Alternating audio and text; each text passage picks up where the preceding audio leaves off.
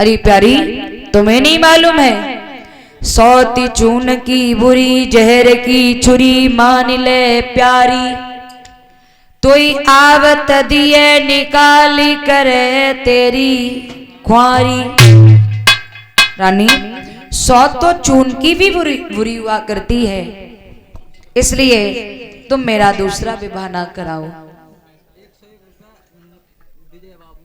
श्रीमान विजय बाबू भैया नूरपुर से 101 मुद्रिकाएं भेंट कर रहे हैं जी।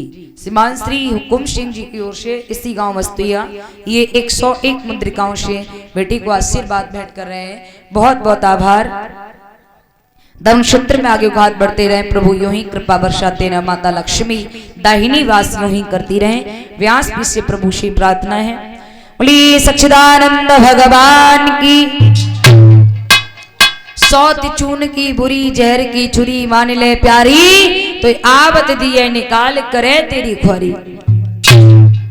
अच्छा, सौत चून की बुरी कैसे होवे मालूम है? याद है किसी को? पिछली बार शायद मैंने बताया था न मालूम। तुम्हारा राम लोक रहे, कहा कहूं तुमसे, बताओ। कथा को रिजल्ट बस 7 दिन तक रहे। हाँ भैया, कथा चल रही है वाके बाद वही कि ओ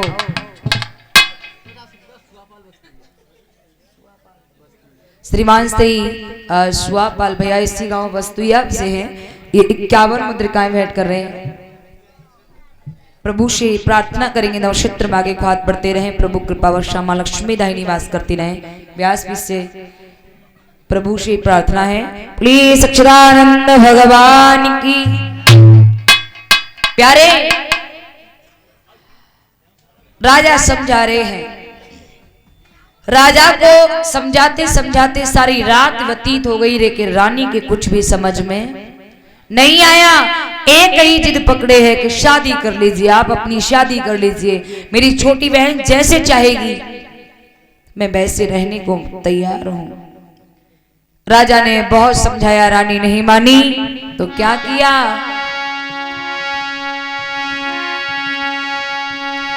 हुई रानी की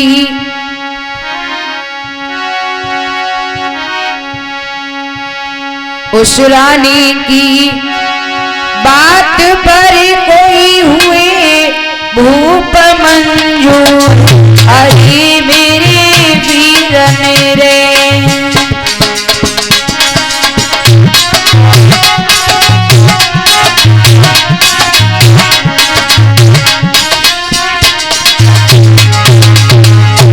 अरे स्वर्ग सुंदरी से किया कोई वहाँ विवाह मंजूर, अरे मेरे दादा रे।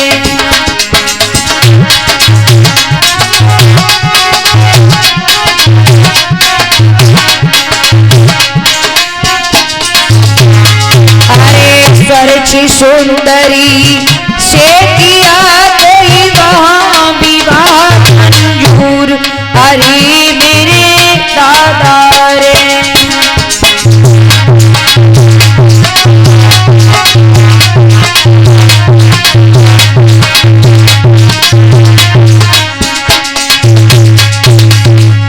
महाराज, रानी की जिद देखकर महाराज उत्तान जी ने कंचनपुरी के रहने वाले राजा जयगेंद्र उनकी पुत्री स्वरची के साथ में अपना विवाह किया है।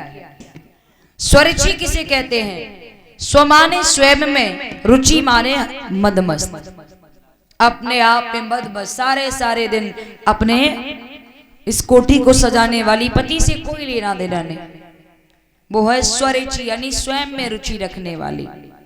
प्यारे, शादी करके डोला लेके महलों के बाहर आए। बड़ी रानी को मालूम पड़ा कि मेरे महाराज अपनी दूसरी शादी करके ले आए हैं। भैया तुरंत ही बांदी से जवाब दे, और बहना मेरी छोटी बहन को जल्दी बुलाए के ले आ, मेरे महाराज अपनी शादी करके आ गए हैं। बांदी दौड़ती हुई आई।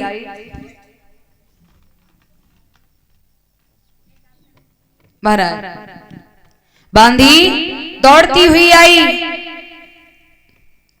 और आकर के छोटी रानी स्वरची के डोला का पट हटाया और धीमे से बोली, छोटी रानी साहिबा प्रणाम करती हूँ। छोटी रानी साहिबा आपको बड़ी रानी साहिबा याद कर रही हैं।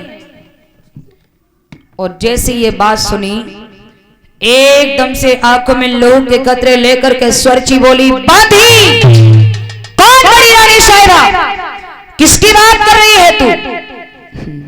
बांधी मुस्कुरा करके बोली, महाराज की पहली विवाहिता रानी। क्या मतलब? क्या महाराज हमसे पहले और विवाह कर चुके हैं?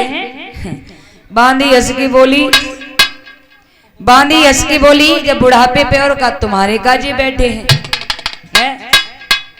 और ये सोचने की बात है, चौथेपन के राजा से अगर कोई बिटिया शादी करेगी तो राजा से करेगी? नहीं, राजा की प्रॉपर्टी से, उसकी दौलत से। बांधी हंस की बोली, महारानी तुम्हें क्या लग रही है चौथेपन में, जब बुढ़ापे में तुम्हारे के लिए बैठेगा? अरे तुमसे पहले राजा का एक विवाह और हो चुका है। एकदम से स्वरची करने लगी, बांधी बुलाया मेरे महाराज को।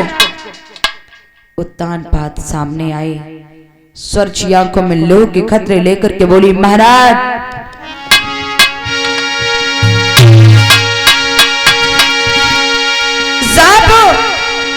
एक तुम्हारी रानी थी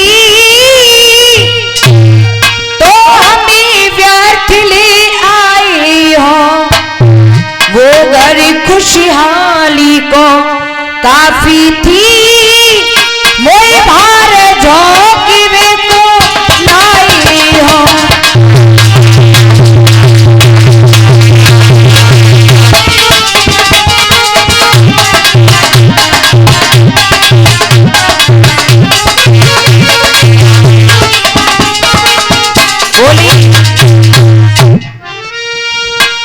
अब एक ही तुम ऐशानी करो और डोला को वापस लौटा दो, तुम उसके साथ विहार करो, मुझको बिहार में पहुंचा दो।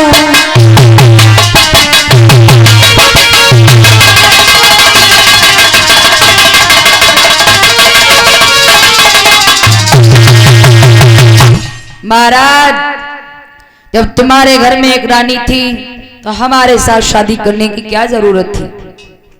उसे रखना है तो मेरे डोला को मेरे बाप के यहाँ वापस लौटा दीजिए। उत्तान पात की गर्दन नीचे को झुकी की झुकी रह गई। उत्तान पात धीमे से बांधी से बोले, बांधी बुला ला उसे जिसे मैंने सारी रात समझाया था कि मेरी दूसरी शादी ना करवा, लेकिन वो नहीं मानी। बांधी दौड़ कर गई, महाराज को बुला, महाराज के कहने पर बड़ी रानी को बुला कर लाई। बड़ी रानी को बुला कर लेके आई। जवाब दिया है, बड़ी रानी साहिबा, छोटी रानी साहिबा नहीं आ रही है क्या? बोले हाँ। बड़ी रानी नंगे पैर ही भाग खड़ी हुई। छोटी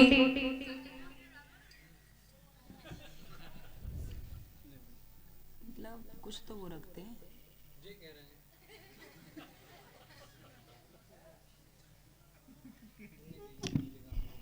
ये भी नहीं दिख रहा कथा कौन सी उसमें चल रही है।